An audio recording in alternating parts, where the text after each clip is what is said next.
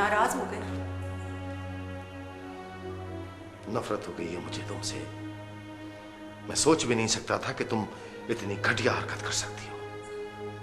अगर मैं ये हरकत ना करती तो ये मसला कभी हल ना होता।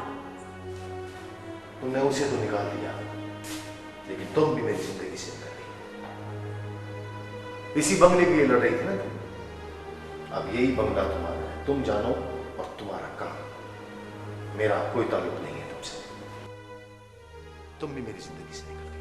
बहुत दुख हो रहा है आपको उसके जाने से? कहें तो मैं रोक लेती हूँ, उसकी मुलाजमा बन के उसकी खिदमत करती हूँ मैं। मेरी जितनी इज्जत थी वो तो तुमने उस औरत की नजरों में गिरा दी। 2 टके का आदमी बना दिया मुझे।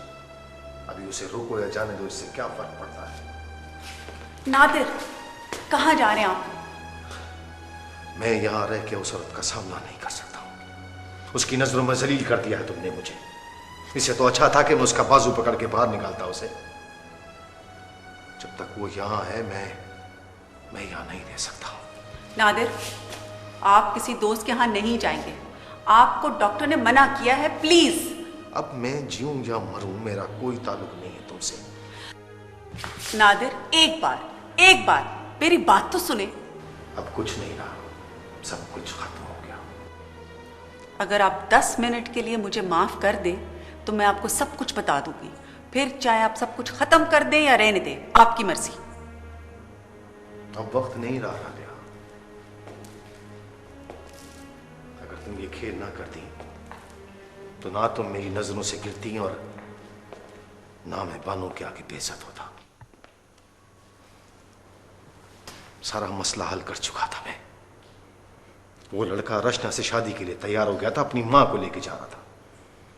लेकिन तुमने ये किया और सब कुछ खत्म कर दिया। ना महरोज पे मेरा एतबार रहने दिया और ना बानों पे मेरा रूप। इसलिए आज से मेरा तुम्हारा ताल्लुक खत्म है। नादिर, अगर आप गए तो मैं यहां नहीं रहूंगी। मैं सारंग की कसम खा के कहती हूं, मैं 1 सेकंड नहीं रुकूंगी यहां। अब तुम रहो या नहीं रहो, ये बंगला है तुम्हारा। तुम्हें कोई कहने सुनने वाला नहीं है। साईं,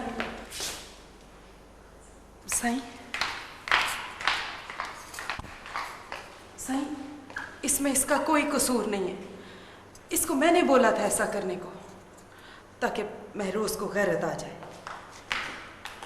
यही तो मैं आपको बताने की कोशिश कर रही थी। ये हम दोनों ने ड्रामा किया था आप लोगों के आते ही, ताकि महरोज को एहसास हो कि उसके यहाँ रहने से कितनी प्रॉब्लम्स हैं।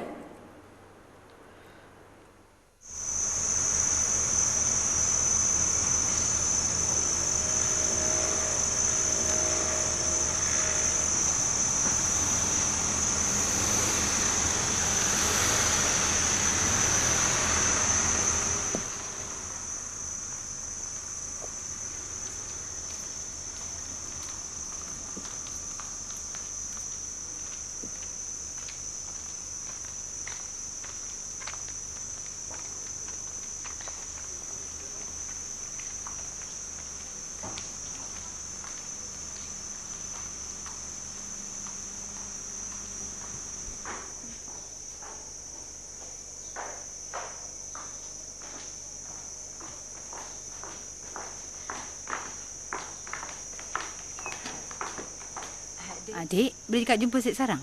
Sebentar ya. Hello bos, ada seorang perempuan nak jumpa bos sekarang. Puan, sebentar ya, nanti bos akan keluar. Jemput duduk. Terima kasih, Dek.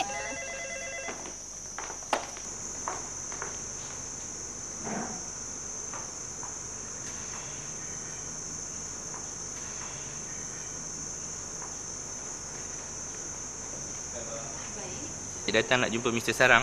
Ya. Kenapa cik nak jumpa dia? Ini hal peribadi. Boleh saya tahu siapa nama cik? Dia kenal saya. Tapi saya tak boleh beritahu sebab dia dah pesan dengan saya. Boleh tak saya melalui telefon bercakap dengan dia? Minta maaf cik. Saya pun tak tahu dia di mana. Nama saya Suraika. Saya penjaga Aisyah, anak Masyuri. Oh ya, cik lah yang selalu call saya. Jadi, kenapa banyak soalan? Kalau saya dah tahu dia tak ada. Minta maaf lah cik, saya pun tak tahu di mana dia berada. Dia tidak ada di hotel lah. Ya cik, dia tak ada di hotel.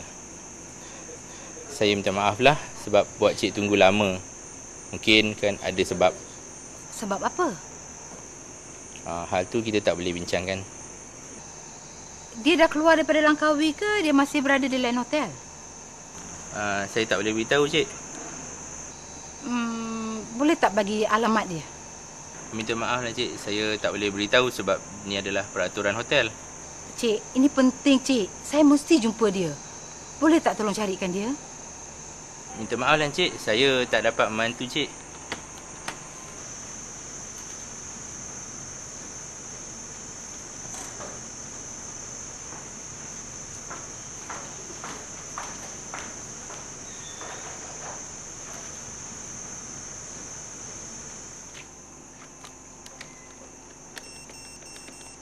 Hello.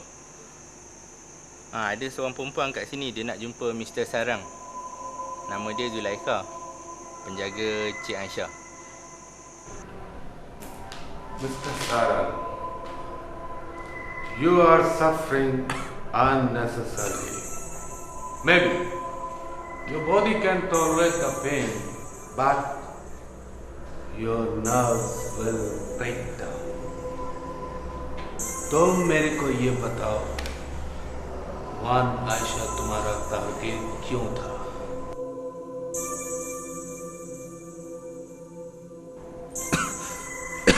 Sir मैं आपको पहले भी कई बार बता चुका हूं कि मैंने आपके मुल्क में सिर्फ एक गैर कानूनी काम किया और वो ये कि मैं मलेशिया में गलत और नाजायज तरीके से एंटर हुआ। सब मैं मलेशिया सिर्फ आयशा के इवेंट के लिए आया था और मैं उसको मारने का सोच भी नहीं सकता सर।